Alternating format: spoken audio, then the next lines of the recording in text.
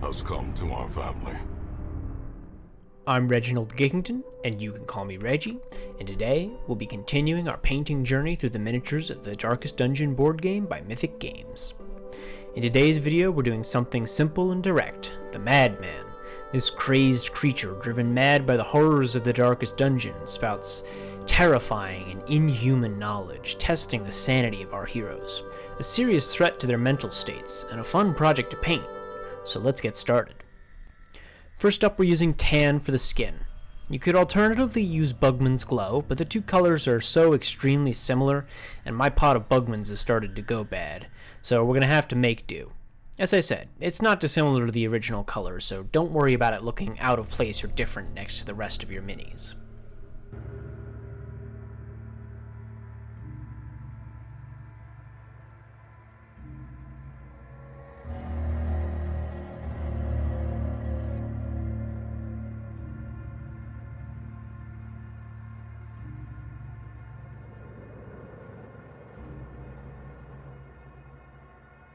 Let's get those clothes started now, using Rakarth Flesh for the straight jacket and Steel Legion Drab for the pants. Just be sure to avoid overspill on the skin around the collar or pants.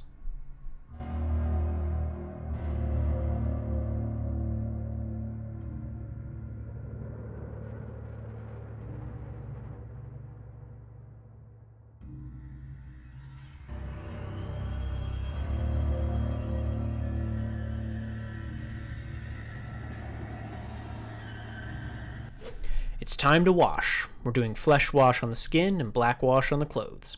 It's amazing how much work washes do, and the fact that one coat of paint is going to do 90% of the work for us.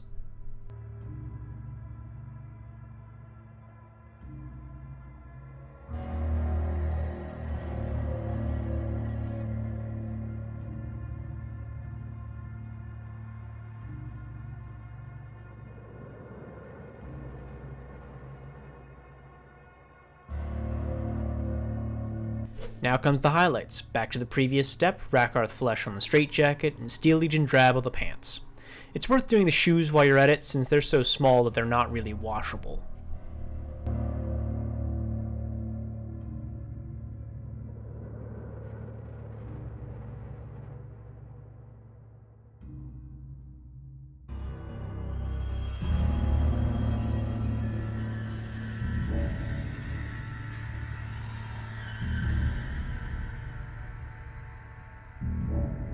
A careful application of Cadian Flesh Tone, dry brushed on the top of the head and otherwise used to highlight as normal on all of the skin, is going to liven it up and get rid of those weird coffee stains and liver spots my flesh has been doing lately.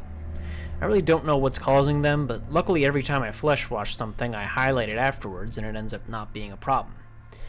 While we're at it, let's dry brush very precisely on the tops of the sleeves and trailing straps on his back using Wraithbone as the lightest beige on the mini.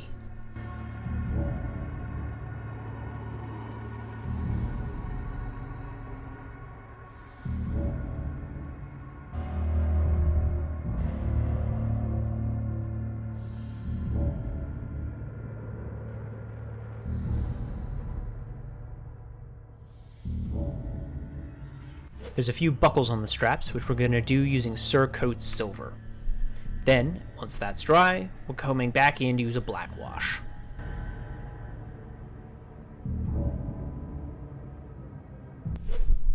And then we just apply the basic end stage grays, black base rim, wash, shadows. This guy has a lot of fabric, which takes nicely to those black shadows, so be sure to follow the original art and use it for inspiration on where exactly those shadows are going to be placed. But also don't be afraid to give it a little bit of your own creative energy. The game art only shows the sprite from one angle, so you've got a whole 180 degrees of free space on the far side of the miniature to do whatever you want with.